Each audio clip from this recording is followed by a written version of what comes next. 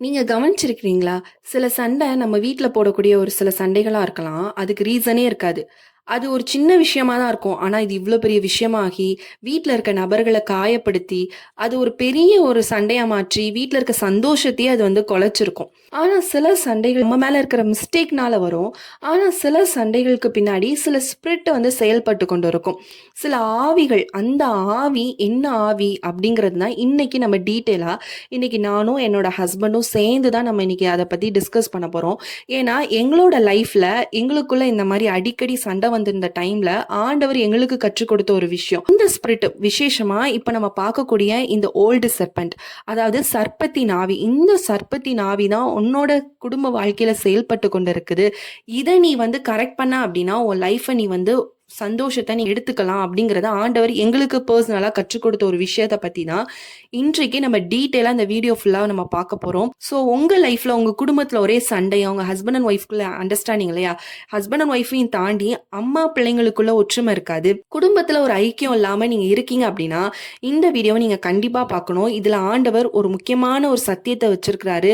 இதுல ஆண்டவர் உங்க கூட கண்டிப்பா பேச போகிறார். அதனால இந்த வீடியோ நீங்க ஸ்கிப் பண்ணாம கடைசி வரைக்கும் பாருங்க.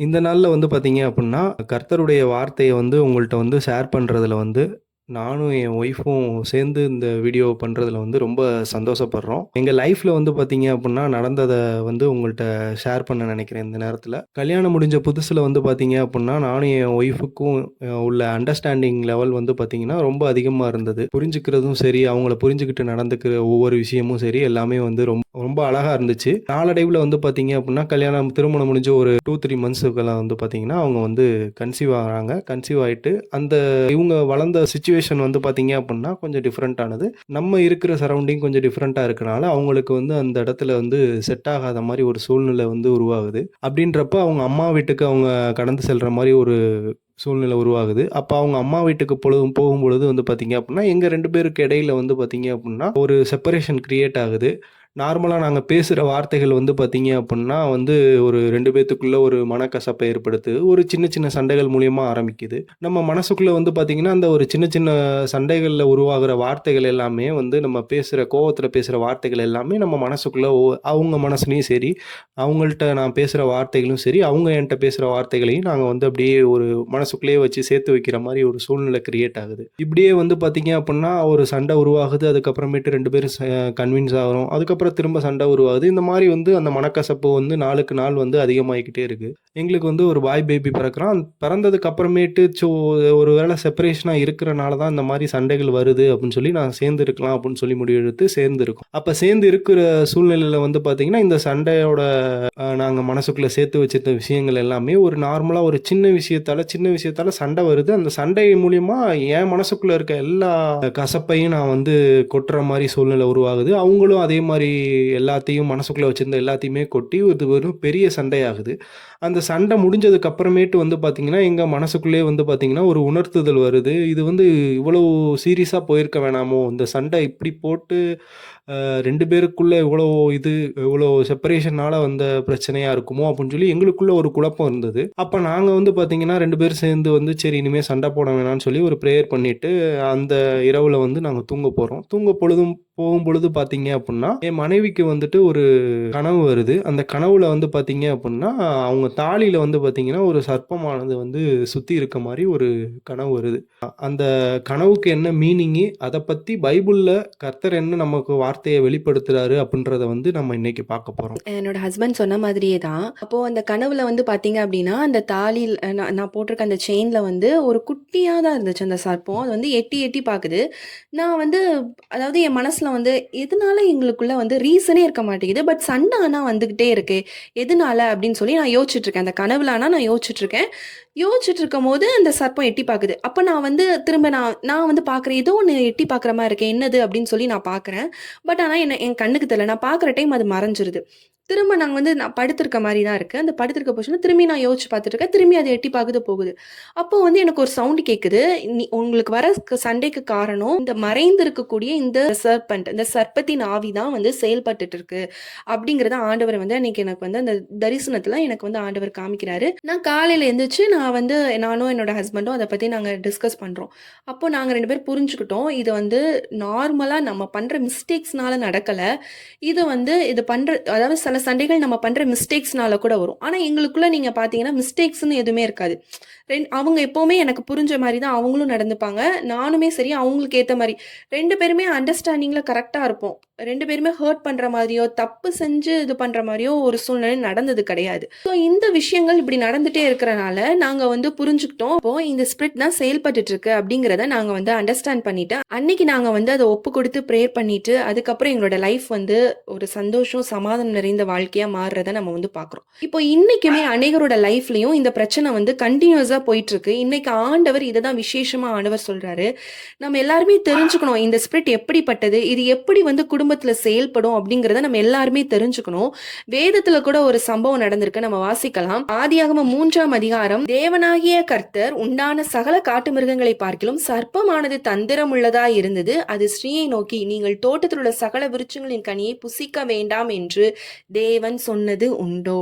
அதாவது இங்க என்ன பண்றாங்க அப்படின்னா, ஆதாமும் ஏவாளும் சேர்ந்து இருக்கும்போது சர்ப்பம் செயல்படல. சர்ப்பத்தின் ஆவி செயல்படல. இங்க என்ன பண்ணுது அப்படின்னா, சர்ப்பம் வந்து எப்போ வந்து ஒரு மனுஷன ஒரு ஹஸ்பண்ட் அண்ட் ஒய்ஃப்குள்ள செயல்பட ஆரம்பிக்குதுன்னா பாருங்க, தனிமை அப்படிங்கிற ஒரு விஷயம் வரும்போது. எப்போ ஏவாள் வந்து ஹஸ்பண்ட விட்டு தனிமையா நம்ம இருக்கலாம் அப்படிங்கிற ஒரு தனிமை, ஒரு எம்ப்டி ஸ்பேஸ் நமக்குள்ள கிரியேட் ஆகுதோ, அப்போ வந்து பிசாசு செயல்பட ஆரம்பிக்கும். ஃபர்ஸ்ட் லைட்டா அவன் என்ன பண்ணுவான் அப்படின்னு பார்த்தீங்க அப்படின்னா, லைட்டா ஒரு டவுட் நமக்குள்ள வந்து ஒரு டவுட் வந்து கிரியேட் ஆகும். அந்த டவுட் ஒரு சிந்தனையில போய் அத வந்து செயல்பட ஆரம்பிக்கும். நம்மளோட தாட்ஸ்ல போய் செயல்பட ஆரம்பிக்கும். அந்த தாட்ஸ் என்ன பண்ணும் அப்படின்னா, நம்மளோட இருதயத்துல போய் செயல்பட ஆரம்பிச்சு, நம்ம பாவம் செய்றதுக்கு இந்த பிசாசு ரொம்ப உதவியா அவன் வந்து செஞ்சுட்டு இருக்கான். அப்போ இன்னைக்கு நம்மளோட லைஃப்லயும் நீங்க பார்த்தீங்க அப்படின்னா, நீங்க நினைக்கலாம், நம்ம பேசுறது நார்மலா தானே பேசிட்டு இருக்கோம். இதுல எதுக்கு சண்டை வருது அப்படின்னு சொல்லி நம்ம யோசிக்கலாம். இந்த சண்டைக்கு ரீசனே இருக்காது. நம்ம போடுற ஒவ்வொரு சண்டைக்கும் ரீசன் இருக்காது. பட் ஆனா அது ஒரு பெரிய சண்டையாகி உங்களுக்கும் ஹஸ்பண்டுக்கும் ஒரு பெரிய பிரிவினையே உண்டாக்கியிருக்கும். இந்த சர்ப்பத்தோட வேலையே பிரிவினை உண்டாக்குறது தான். இது பண்ண வேலைனால பாருங்க, என்ன ஆகுது அப்படின்னா, ஆண்டவரோட இருக்கிற ஃபர்ஸ்ட் கனெக்ஷன் என்ன ஆகுதுன்னா கட் ஆகுது. இந்த பிசாசோட வேலையே என்னன்னா, நமக்கும் ஆண்டவருக்கும் இருக்கிற ஃபர்ஸ்ட் ரிலேஷன்ஷிப்பா கட் பண்ணுது. ஓகேங்களா?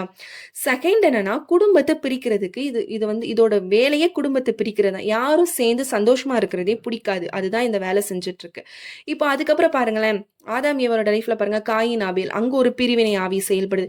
இப்படி தொடர்ந்து இந்த கிரியைகள் என்ன பண்ணா செயல்பட்டு கொண்டே இருக்கிறத நம்ம வந்து பார்க்கிறோம். இந்த ஸ்பிரிட் வந்துட்டானாலே குடும்பத்துல பிரிவினை மட்டும் தான் நடக்கும். அப்போ இன்னைக்கு நம்ம யோசிச்சு பார்ப்போம், நம்ம குடும்பத்துல நம்ம லைஃப்ல எத்தனை பேர் லைஃப்ல இந்த மாதிரி சண்டை கண்டினியூஸா வந்துட்டே இருக்கு, எத்தனை பேரோட லைஃப்ல இந்த மாதிரி விஷயங்கள் நடந்துட்டே இருக்கு அப்படிங்கிறத பாருங்க. பார்த்துட்டு இன்னைக்கு இந்த மாதிரி உங்களுக்குள்ள சண்டை வருது, இது ஹஸ்பண்ட் அண்ட் ஒய்ஃப்க்குன்னு மட்டும் இல்ல, இப்போ அம்மா பொண்ணுங்களுக்கு செட்டே ஆகாது. சில பேருக்கு, என் பொண்ணு நான் எது சொன்னாலும் கேட்கவே மாட்டேங்கிறா, சில பேர் எங்க அம்மா பேசினாலே எனக்கு தலைவலியா இருக்கு அப்படின்னு சொல்ற பிள்ளைங்களும் இருக்காங்க. அப்போ இங்க பிரிவினை தான் உண்டு பண்ணுது. அதாவது அம்மா சொல்றதை கேட்க முடியாதபடி அங்க ஒரு சர்ப்பத்தின் ஆவி செயல்பட்டுட்டு இருக்கு. அதனாலதான் என்ன ஆகுது அப்படின்னா, 2 பேரும் சந்தோஷமா இருக்க முடியல. எத்தனை பேர் வீட்ல வந்து நம்ம சேர்ந்து உட்கார்ந்து சேர்ந்து சாப்பிட்டு பேசி சிரிச்சு இருந்து எத்தனை நாள் ஆயிருக்கும் யோசிச்சு பாருங்க. ஒவ்வொருத்தரும் ஒவ்வொரு ரூம்ல போய் உட்காந்துப்போம், ஒவ்வொருத்தரும் ஒவ்வொரு போன் பார்த்து உட்காந்துப்போம். இதுலதான் அந்த ஸ்பிரிட் வந்து ஈஸியா செயல்பட வைக்குது. தனிமையா இருக்கும் போது நம்மளுக்கு அடுத்து அடுத்து என்ன செய்வானா, தனிமைப்படுத்துறான், சந்தோஷத்தை ஃபுல் கட் பண்ணிடுறான். நெக்ஸ்ட் என்ன பண்றான் அப்படின்னா, தேவையில்லாத சிந்தனைகள். இப்போ நீங்க ஏதாவது ஒரு வார்த்தை சொல்லிருப்பீங்களா, அப்ப தனிமையா போய் உட்காந்துருவாங்க. உட்கார்ந்ததுக்கு அப்புறம் யோசிப்பாங்க, இவங்க ஏன் அப்படி சொன்னாங்க, அப்ப இவங்க ஏதோ மனசுல வச்சுதான் நம்மள பேசியிருக்காங்கன்னு அவங்கள பத்தி தப்பா நெகட்டிவா யோசிக்க வைக்கும். யோசிக்க வச்சு அது அவங்க ஒரு நாள் பேசும்போது அவங்க கிட்ட அதை விஷத்தை கக்க வைக்கும். இந்த மாதிரி விஷயங்கள் நம்ம குடும்பத்துல நடந்துட்டே இருக்கு அப்படின்னா, நீங்க உஷாராயிக்கோங்க. உங்களோட லைஃப்ல சர்ப்பத்தின் ஆவி செயல்பட்டுட்டு இருக்கு. இதை நம்ம இயேசுவின் நாமத்தினால நம்ம துரத்தணும் அப்படிங்கிறத நீங்க நல்லா புரிஞ்சுக்கணும். இன்னொரு விஷயம் என்னன்னா, ஆண்டவரே நம்மளுக்கு சொல்லுவாரு, சில விஷயத்துல இதுல வந்து இந்த ஸ்பிரிட் வந்து செயல்பட்டு இருக்கு, நீ உஷாராரு அப்படிங்கறது ஆண்டவரே நம்மளுக்கு சிக்னல்ஸ் கொடுப்பாரு. அது எப்படி கொடுப்பாரு அப்படிங்கறது தான் நம்ம இப்ப பார்க்க போறோம். சில நேரங்கள்ல வந்து பார்த்தீங்க அப்படின்னா, நம்ம வந்து ப்ரேயர் பண்ணிட்டு படுப்போம். நம்ம படுக்கும் பொழுது வந்து பார்த்தீங்கன்னா, கனவு மூலியமா வந்து நமக்கு வந்து கர்த்தர் வந்து அந்த ஞானத்த குடுப்பாரு. இது வந்து உன்னோட சுயத்தினால வந்து நடக்கிற காரியம் கிடையாது. இது வந்து பார்த்தீங்கன்னா, அந்த சர்ப்பத்தின் மூலியமா செயல்படுற காரியம். "விழித்திரு" அப்புட்ன்னு சொல்லி, "நீ வந்து இப்படி நடந்துக்க" அப்புட்ன்னு சொல்லி நமக்கு ஒரு ஹிண்ட் குடுப்பாரு. அந்த சமயத்தில வந்து பார்த்தீங்கன்னா, அது நார்மலா எல்லாத்துக்கும் வர கனவுன்னு நெனச்சு நம்பளும் அசால்ட்டா இருந்துராம, அந்த கனவுக்கு என்ன அர்த்தம்ன்றத நம்ம புரிஞ்சு, அதுக்கேத்த மாரி நம்ம லைஃப்ல நடந்துக்கணும். இப்போ எனக்கு எப்படி கனவுல சொன்னாரோ, அதே மாரி சில பேருக்கு உங்கள சுத்தி பாம்பு இருக்கிற மாதிரி இருக்கும். சில பேருக்கு வந்து பாம்பு தொரத்திட்டு இருக்கிற மாதிரி இருக்கும்.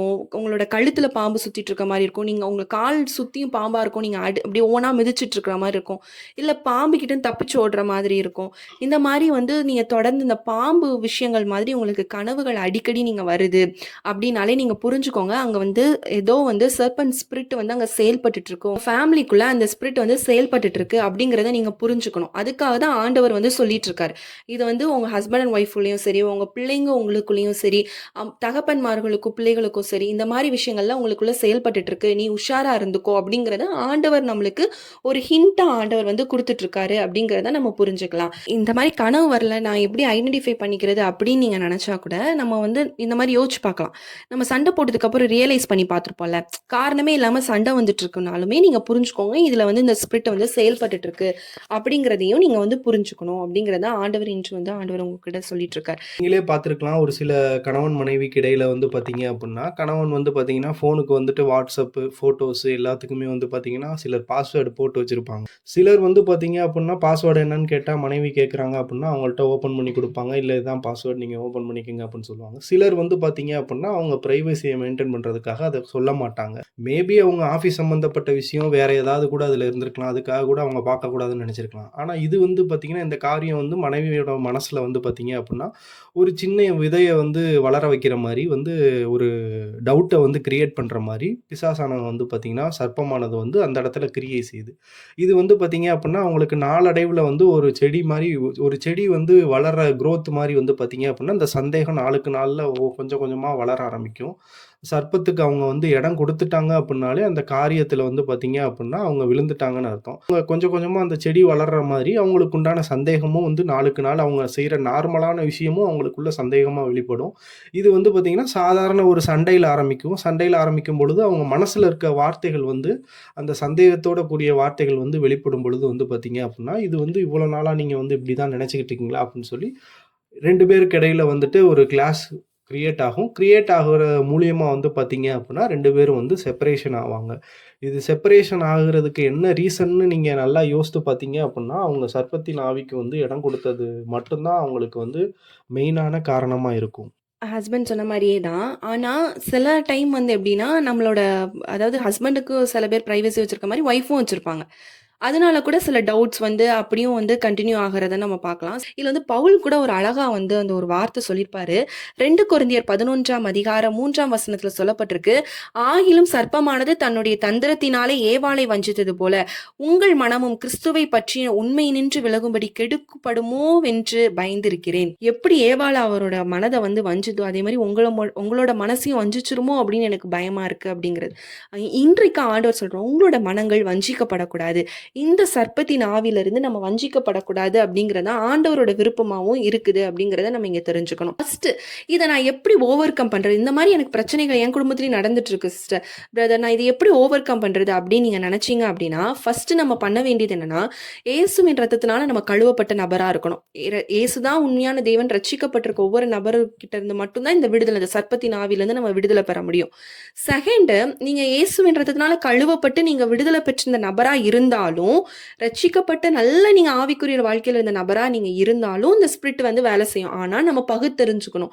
இது இந்த ஸ்பிரிட் தான் வேலை செஞ்சுட்டு இருக்கு. இதுல நம்ம உஷாரா இருக்கணும் அப்படிங்கிற பகுத்தறிகிற ஞானம் வேணும் அப்படிங்கிறத நம்ம ஆண்டவர்ட்ட கேட்கணும். இந்த பகுத்தறிற ஞானம் இருந்துச்சுன்னு வச்சுக்கோங்களேன், நம்ம ஈஸியா ஐடென்டிஃபை பண்ணலாம். எது நல்லது, எது கெட்டதுன்னு ஐடென்டிஃபை பண்ணி, ஈஸியா நம்ம வந்து லைஃப்ப வந்து மூவ் ஆன் பண்றதுக்கு, நம்ம லைஃப்ப பாதுகாப்பா வச்சுக்கிறது, ஒரு புரொடெக்ஷனோட வச்சுக்கிறதுக்கு ரொம்ப அவசியமா இருக்குது. தேர்டா ஒரு விஷயம் பார்த்தீங்க அப்படின்னா, ரியாக்ட் பண்ணக்கூடாது. உடனே அந்த விஷயத்துக்கு ரியாக்ட் பண்ணாம நம்ம வந்து பாஸ் பண்ற ஒரு நபரா இருக்கணும். இப்ப ஹஸ்பண்ட் கோவப்பட்டு நம்மட்ட பேசுறாங்களா, அதுல சைலன்ட் ஆயிரணும்.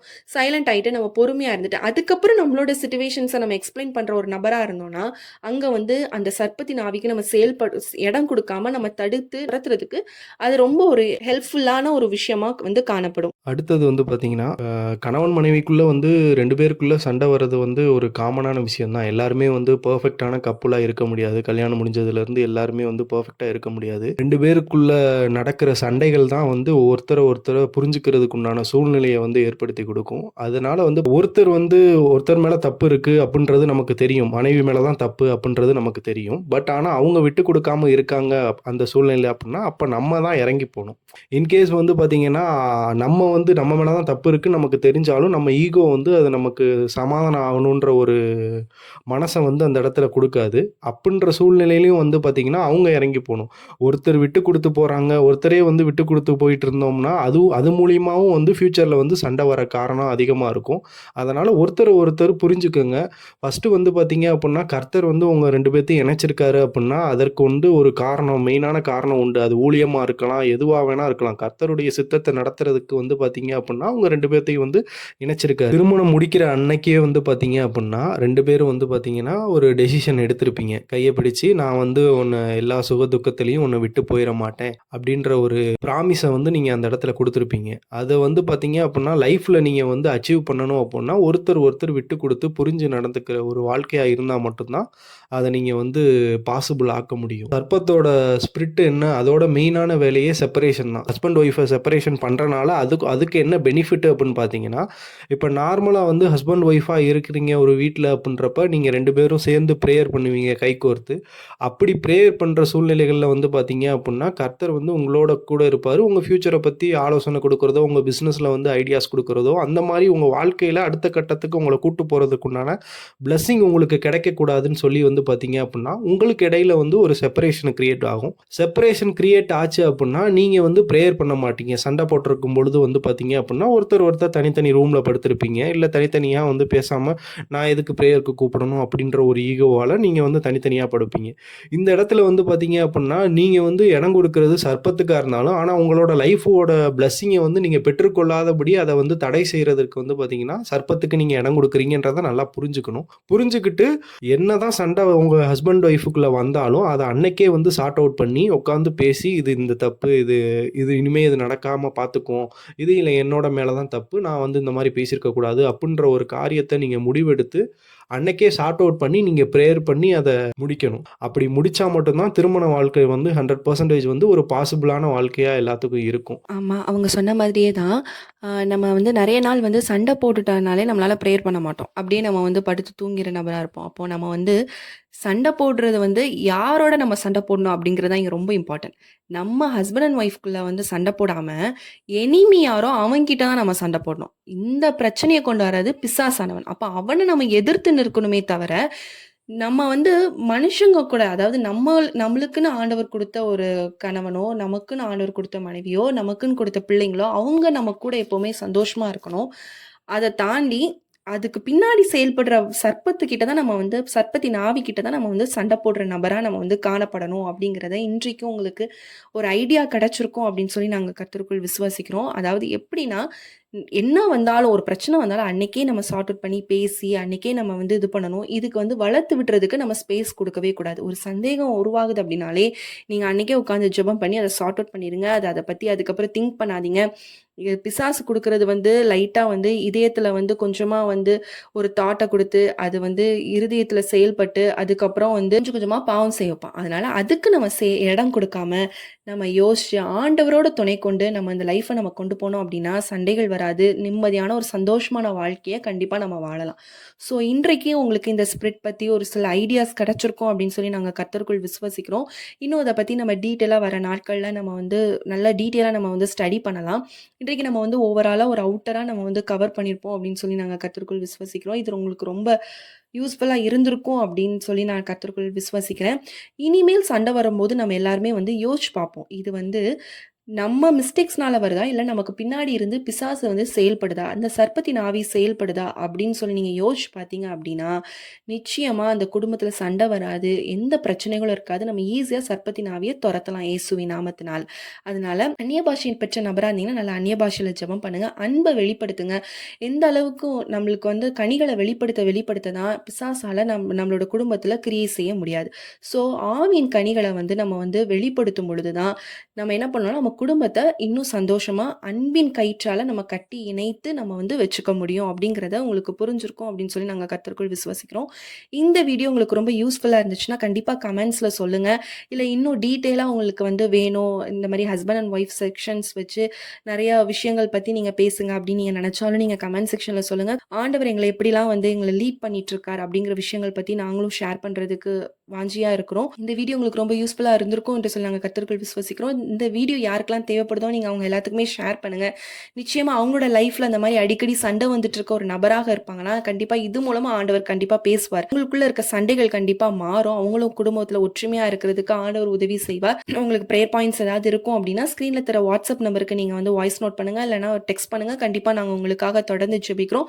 மீண்டும் உங்கள அடுத்த ஒரு வீடியோல சந்திக்கிறோம். கர்த்தர் உங்களை ஆசீர்வதிப்பாராக. ஆமென்.